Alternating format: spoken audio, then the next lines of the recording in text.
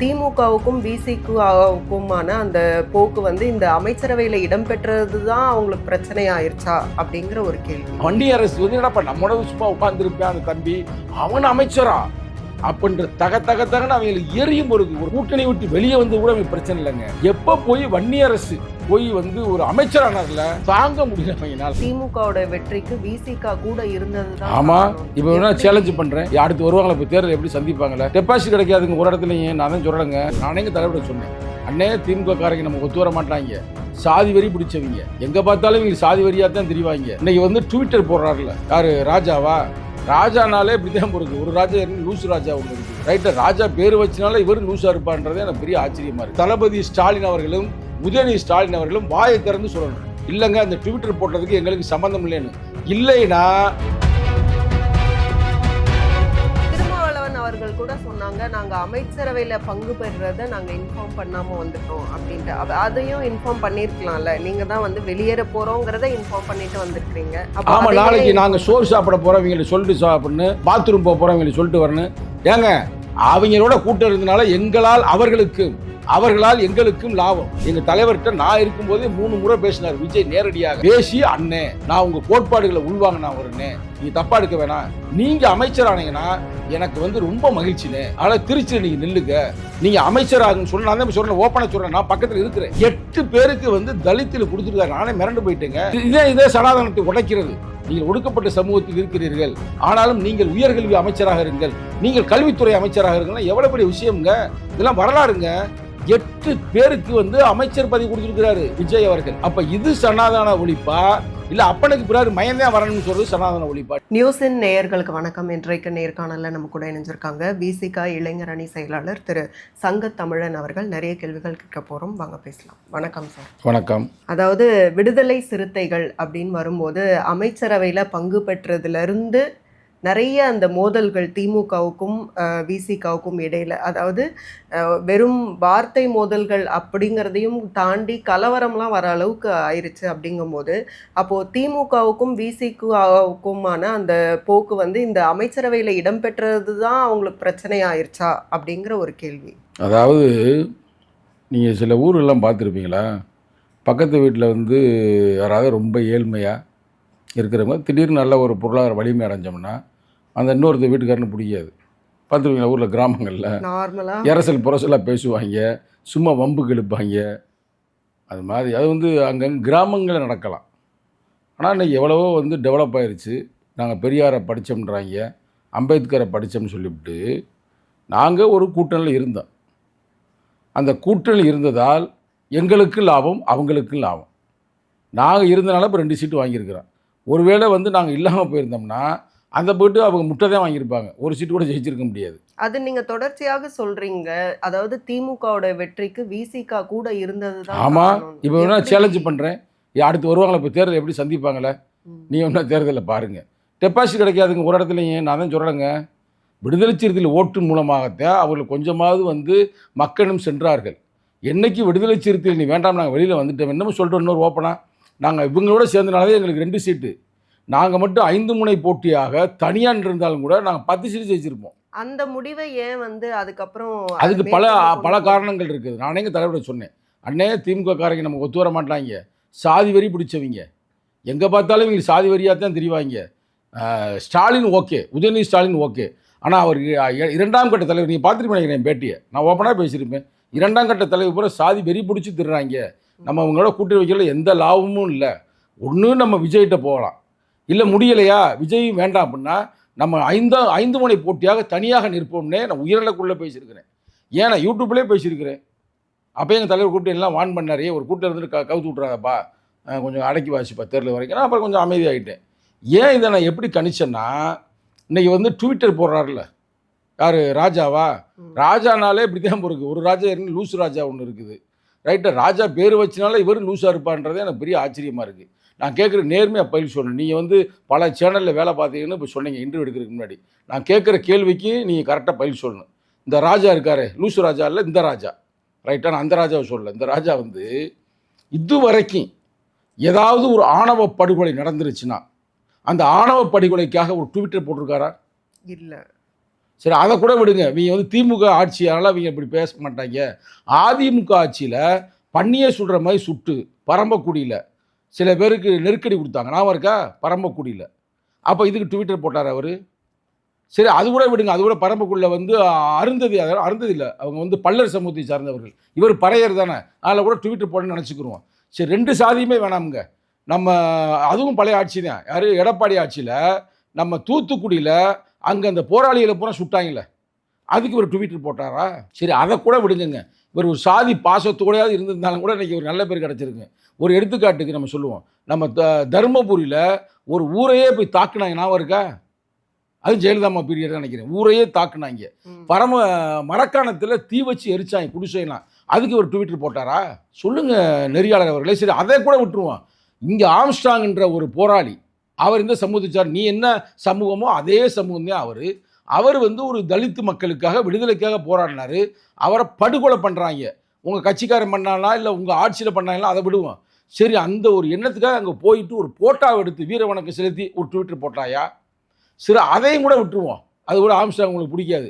அந்த காலத்துல வந்து இவருங்க வேணா துப்புரவு தொழிலாளர்கள் போராடினாங்கல்ல. தொடர்ந்து போராடினாங்கல்ல. அதுக்கு போய் நேரா அங்க போய் என்னங்க அவங்க பிரச்சனை கேட்டுட்டு, தீர்க்க கூட வேண்டாம். கேட்டுட்டு அதுக்கு ஒரு ட்விட்டர் போட்டுக்கலாம்ல. இல்ல நேரா போய் உங்க முதல்வரை சந்திச்சு, ஐயா அங்க மக்கள்லாம் போராடிக்கிட்டு இருக்கிறாங்க. நீங்க என்னன்னா மாரி செல்வராஜ் படத்தை உட்காந்து பார்த்துக்கிட்டு இருக்கிறீங்க. பார்த்துட்டு நீங்க அதுக்கு வந்து விமர்சனம் பண்ணிக்கிட்டு இருக்கிறீங்க. வெளியில ரொம்ப காமெடியா பேசுறாங்க. அதெல்லாம் செய்யாதீங்கன்னு சொல்லியிருக்கலாம்ல. அதையும் சொல்றது இல்ல. சரி, அதெல்லாம் விடுங்கங்க.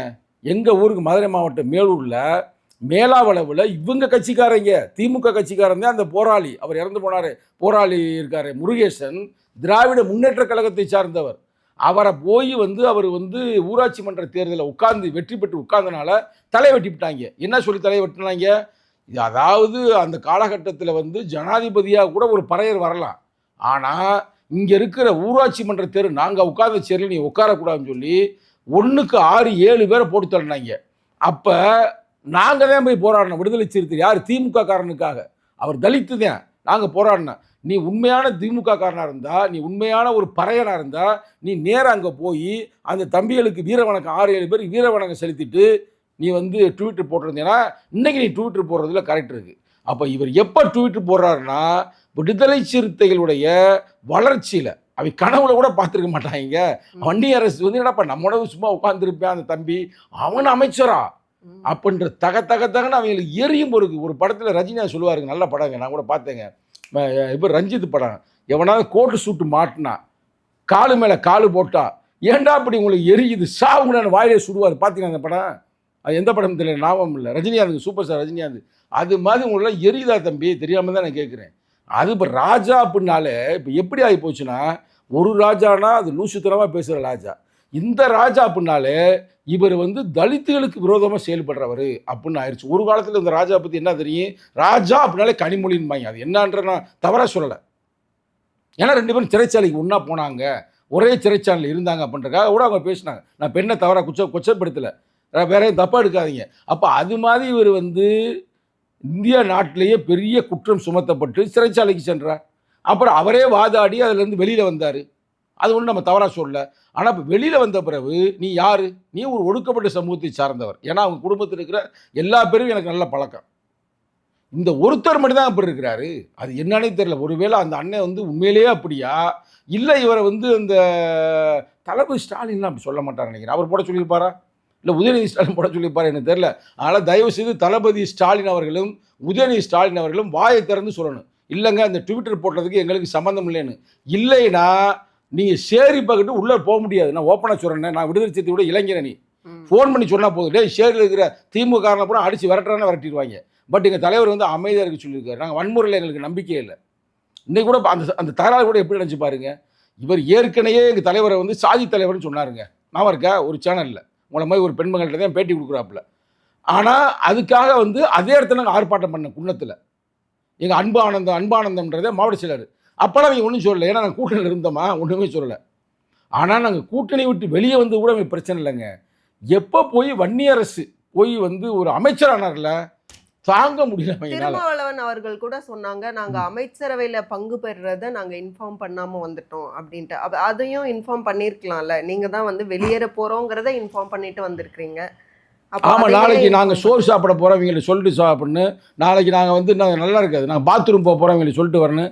ஏங்க, அவங்களோட கூட்டம் இருந்தனால எங்களால் அவர்களால் எங்களுக்கும் லாபம். சரிங்களா? 2 பேரும் வந்து இணைந்திருந்தோம். யாரை சார்ந்திருக்கவில்லை. சார்ந்திருப்பது வேறு, சேர்ந்திருப்பது என்பது வேறு. நாங்கள் சேர்ந்திருந்தோம். எங்களுக்கு ஒரு லெவலுக்கு பேர் தெரிஞ்சு போச்சு, இவரை திருட்டு பயலுக, நீ சாதி வெறியர்கள், நீங்க இருந்தால் ஒத்து வராது அப்படின்னு சொல்லிட்டு நாங்கள் நேரம் அவர் அழைக்கிறார். டிவிகேல இருந்து அவர் அழைக்கிறார். நாங்களா கேட்டோம் எங்களை அமைச்சர் பதவி கொடுங்க, அமைச்சர் பதவி. அவர் தெரியுமா, எங்கள் தலைவர்கிட்ட நான் இருக்கும்போதே 3 முறை பேசினார் விஜய். நேரடியாக பேசி, அண்ணே நான் உங்கள் கோட்பாடுகளை உள்வாங்கினா வருண்ணே, நீங்கள் தப்பாக எடுக்க வேணாம், நீங்கள் அமைச்சரானீங்கன்னா எனக்கு வந்து ரொம்ப மகிழ்ச்சினே, ஆனால் திருச்சியில் நீங்கள் நில்லுங்க, நீங்கள் அமைச்சராகுன்னு சொல்லி நான் தான் சொல்கிறேன், ஓப்பனாக சொல்கிறேன், நான் பக்கத்தில் இருக்கிறேன். ஆனால் எங்கள் தலைவர் வேண்டாம், எனக்கு அமைச்சர்லாம் எனக்கு தேவையில்லை, நான் அதை விரும்பலை. நல்லா சொன்னாங்க தலைவர், நாங்கள் 2 பேர் ஜெயிச்சுட்டு திருப்பி உங்கள் தொகுதியில் போய் நான் நின்று அமைச்சராவது என்பது அரசியல், அது சரியா இருக்காது. வருங்காலங்களில் பார்ப்போம். வந்து திருமாவளவன் அவர்களை தான் நிற்க வைக்க போறாங்க. இப்ப வரைக்கும் வந்து நில்லுங்கன்னு சொல்லிக்கிட்டு இருக்காரு. இப்ப வரைக்கும், இந்த நேரம் வரைக்கும் நாங்க தான் ஏற்றுக்கொள்ள. இவர் எப்படி நீங்க என்னன்னா பொது தொகுதியில் உங்களெல்லாம் சீட்டு வேணுமா கேட்டாரா? கேட்கல. டாக்டர் கலைஞர் மு கருணாநிதி இதே வன்னியரசு அவர்களிடம் நான் ஒரே ஒரு கற்பனையை கேட்குறேம்மா, நீ கரெக்டாக பதில் சொல்லுங்க. சும்மா கற்பனை தான், அரசியல் கற்பனைன்ற ரொம்ப முக்கியம் இல்லை. இப்போ 108 தொகுதி வந்து யார் ஜெயிச்சா? ஒற்றை மேனா நின்று ஜெயிச்சார். அவர் ஒரு ஆள். நாங்கள் 20 பேர் அங்கே கூட்டணியில், அங்கிட்டு ஏடிஎம்கில் 10 பேர் கூட்டணி. உண்மையை சொல்லணும், அவர் ஒரே ஆளாக நின்று ஜெயிச்சார். ரைட். ஒருவேளை இவர் ஜெயிச்சிட்டார், யார்? நம்ம தளபதி ஸ்டாலின். தளபதி வர பட்டத்தை எடுத்தாச்சுன்னு நினைக்கிறேன். ஆனால் அவர் தளபதி இல்லை, முன்னாள் தளபதினு சொல்லுவோம். இப்போதைக்கு தளபதி இவர் தானே. முன்னாள் தளபதி வந்து ஜெயிச்சிட்டாருங்க 108. நாங்கள் இதே 2 ஜெயிச்சிருக்கோம், அவங்க 5 ஜெயிச்சிருக்கிறாங்க. அப்போ நாங்கள் சப்போர்ட் கொடுக்கணும்ல, நினைச்சே பார்த்துருக்கோம். நாங்கள் சப்போர்ட் கொடுக்கணும்ல, கொடுத்துட்டோம். சப்போர்ட் கொடுத்தா வச்சுங்க, அவர் தான் முதல்வராக உட்காந்துட்டாருங்க. இப்போ கற்பனை பாவம் கொஞ்சம் ரொம்ப நொந்து போயிருக்கிறாரா, கற்பனை ஒன்று பேசி விடுவோம், ஒன்றும் பிரச்சனை இல்லை. அப்போ நாங்கள் 2 சீட்டு, நாங்கள் 2 கம்யூனிஸ்ட் ஆளுக்கு 2 அவங்க சப்போர்ட் பண்ணிட்டா, காங்கிரஸ் கொடுத்துருச்சு, இஸ்லாமிய அமைப்பு கொடுத்துருச்சு. இவங்க எங்களுக்கு அமைச்சர் பதவி கொடுத்துருப்பாரா? அதுதான் ஆட்சி அதிகாரத்தில் பங்கு ஒத்து வராதுன்னு சொன்னதுக்கு அப்புறம் எப்படி கொடுப்பாங்க? அதுதான் உங்களை காலி பண்ணி விட்டாங்க. இந்த உங்கள் புத்திக்கு இருக்கு பார்த்தீங்களா, தான் மட்டுமே சாப்பிடணும், தான் மட்டுமே நல்லா இருக்கணும், தான் பிள்ளை குட்டி மட்டுமே இருக்கணும், தனக்கு பின்னாடி தான் மயந்தே வரணும். இதுக்கு பேர் தாங்க உண்மையான சனாதானம். நான் ஏன் ஆரம்பத்தில் நான் குரல் கொடுப்பீங்க, என்னுடைய இதை நீங்கள் வாட்ச் பண்ணீங்கன்னா இருக்கும்போது நீங்கள் இந்த டிஃப்ரென்ஸ்லாம் உணரலையா? நான் பேசலை, நீ கவனிக்கலை. நான் பேசுகிறேன். எனக்கு எத்தனை முறை எங்கள் தலைவர் கூப்பிட்டு வான் பண்ணியிருப்பாரு, நீ என்னப்பா அப்படி பேசிட்டே இருக்கு. நான் உண்மையே பேசுவேங்க. என் பழைய இதை நீ எடுத்து பாருங்க, இதெல்லாம் அப்பயே நான் பேசியிருக்கிறேன். இப்போ ஒன்றும் புதுசாக பேசலைங்க. சனாதனம்னா என்ன? பிறப்பின் அடிப்படையில் தீர்மானிப்பது தான் சனாதனம். இது பகவத்கீதையிலே இருக்குது. நீங்கள் வேறு அங்கங்கெல்லாம் போக வேணாம். 11வது அத்தியாயத்தில் சனாதனம்னா என்ன விளக்கம் என்பது கிருஷ்ண பரமாத்மா சொல்கிறாரு. அது என்ன சொல்கிறாருன்னா, பிறப்பு அடிப்படை, நீ எந்த ஊர், என்ன அவங்க அப்பா, என்ன குலம், அப்போ இவங்க இப்படித்தான் இருப்பாங்க அப்படின்னு தீர்மானிப்பது. அவர் எளிமையாக சொல்கிறாரு. இவங்கெல்லாம் புரியாதுன்றக்க கிருஷ்ண பரமாத்மா சொல்லியிருக்காரு. அப்போ பிறப்பு அடிப்படையில் நான் இவர் மகனாக பிறந்து விட்டு என்பதற்காகவே ஒருவர் துணை முதல்வரானார். அதற்கு பேர் என்ன? அதான் உண்மையான சனாதானம். ஆனால் இதுவே தெரியாமல் நாங்கள் சனாதானத்தை ஒழிப்போம்னா, முதல்ல நீ ஒழிச்சிட்டு நான் இனிமேல் நான் இதுக்கு வரல, ஒன்று உங்கள் அப்பாவை அனுப்பி விட்ரு, இல்லை நீ ஆயிரு, முடிஞ்சு போச்சு. அடுத்து உன் பிள்ளை குட்டியை கொண்டாடாத, வேறு டிபார்ட்மெண்ட் கொண்டு போ. நான் சொல்கிறது இல்லைங்க, விவாதத்து கூட வாங்க. இதுதான் உண்மையான சனாதானம் என்பது. ஆனால் அதை தெரியாமல் இவங்களை சொல்கிறது, எங்கிட்ட எல்லாம் சொல்லுவோம், சனாதானத்தை வேறு இருப்போம், புரட்சிகர ஜனநாயகத்தை வென்றெடுப்போம். இந்த சொல்லாடலே நாங்கள் தான் கொடுத்தோம்.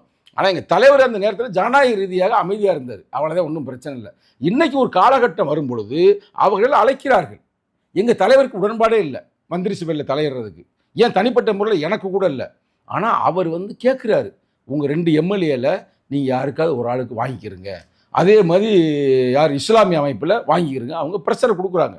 ஆரம்ப கட்டத்தில் கூட ரொம்ப யோசிச்சு தானே இந்த முடிவை எடுத்தீங்க. ஆமாங்க. இருந்தாலும் கூட ஒரு ஏன் நாங்கள் அப்பயே நான் கூட்டணி விட்டு இப்போ நாங்கள் ஆதரவு கொடுக்க போகிறோம்ன்றது போய் ஸ்டாலின் சொல்லிட்டு தானே தலைவர் வந்தார். டிப்ளமேட்டிக் அப்ரோச் தானே. அதுக்காக நீங்களே புரிஞ்சுக்கிற வேண்டியதாங்க. அமைச்சர் கொடுக்கும்போது வேணாம்னு சொல்லிட்டு வர முடியும். நீ கொடுப்பியா? நான் கேட்ட கேள்வி நீ பதிலே சொல்லலை. கொடுப்பார் அவர்? ஒருவேளை அவர் இதுமாதிரி இருந்தால் கொடுப்பாரா? கொடுக்க மாட்டார்ல, ஒத்துவர சொல்லியிருப்பார்ல. ஒருத்தன் ஒத்துவரம்ன்றாருங்க. இன்னொன்று மட்டும் இல்லைங்க, 8 பேருக்கு வந்து தலித்தில் கொடுத்துருக்காரு. நானே மிரண்டு போயிட்டேங்க. நான் கூட ஆரம்ப சொன்னேன், சும்மா தலித்து பிரச்சனைக்கு சால்வ் பண்ணுவோம் அப்படி பண்ணுறாங்க பார்ப்போம் அப்படின்னா, திடீர்னு பார்த்தா கல்வித்துறை அமைச்சரும் ஒரு ஒடுக்கப்பட்ட சமூகத்தை சார்ந்தவர், என் நண்பர் ராஜ்மோகன். அதே மாதிரி உயர்கல்வித்துறை அமைச்சர், அவர் நம்ம பிரதர் தான், ஏன் தொகுதி தான், மேற்கு தொகுதியில் பொகுத்து 2 ஜெயிச்சவர், அவர் உயர்கல்வித்துறை. அப்போ நல்லா இருக்குது. இதே சனாதனத்தை உடைக்கிறது. நீங்கள் ஒடுக்கப்பட்ட சமூகத்தில் இருக்கிறீர்கள், ஆனாலும் நீங்கள் உயர்கல்வி அமைச்சராக இருங்கள், நீங்கள் கல்வித்துறை அமைச்சராக இருங்கள். எவ்வளோ பெரிய விஷயம்ங்க, இதெல்லாம் வரலாறுங்க. 8 பேருக்கு வந்து அமைச்சர் பதவி கொடுத்துருக்கிறாரு விஜய் அவர்கள். அப்போ இது சனாதன ஒழிப்பா, இல்லை அப்பனுக்கு பிறகு மயந்தான் வரணும்னு சொல்கிறது சனாதன ஒழிப்பா? நீங்கள் ஓப்பனாக சொல்லுங்கள். இல்லை எங்களுக்கு ஆட்சியிலும் பங்கு அதிகாரத்திலும் பங்கு இந்த ஃபார்மில் ஒத்து வராதுன்னு சொல்கிறது எப்படி? எந்த ஜென்மத்திலும் வர முடியாது சொல்ல கேட்டு. இது மாதிரி நீ உங்கள் புத்தி இருந்துச்சுன்னா இனிமே அவ்வளோதான். திமுக எந்த ஜென்மத்திலும் ஆட்சிக்கு வர முடியாது.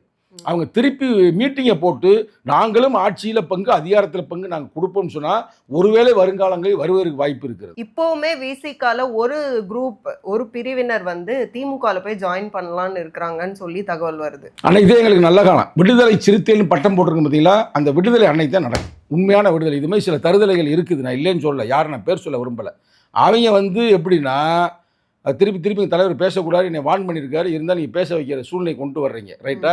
அதெல்லாம் நீங்கள் புரிஞ்சுக்கிறீங்க. அது மாதிரி ஆட்கள்லாம் வந்து களையெடுக்கப்பட்டால்தான் விடுதலை சிறுத்தை இன்னும் வீரியமாக அடுத்த நகர்வுக்கு செல்லும். அதனால் யார் சென்றாலும் உங்களை அன்போடு நான் வழி அனுப்பி வைக்கிறேன், ரைட்டா? எங்கள் தலைவர் வந்து ஒரு தாய் சிறுத்தை எல்லாரையும் சேர்ந்து இருக்கிறத வைக்கிறதான் விரும்பும். ஆனால் அதில் சில பேர் வந்து திமுகவுடைய செம்புகளாக இருந்து திமுகவுடைய இன்னமும் முட்டு தேஞ்சு போச்சு பாவம். அதனால் நீங்கள் சென்றீங்கன்னா உங்களை நான் அன்பாக உங்களுக்கு வந்து ஃபேர்வெல் பார்ட்டி வைக்கிறேன்ப்பா, ஒன்றும் பிரச்சனை இல்லை.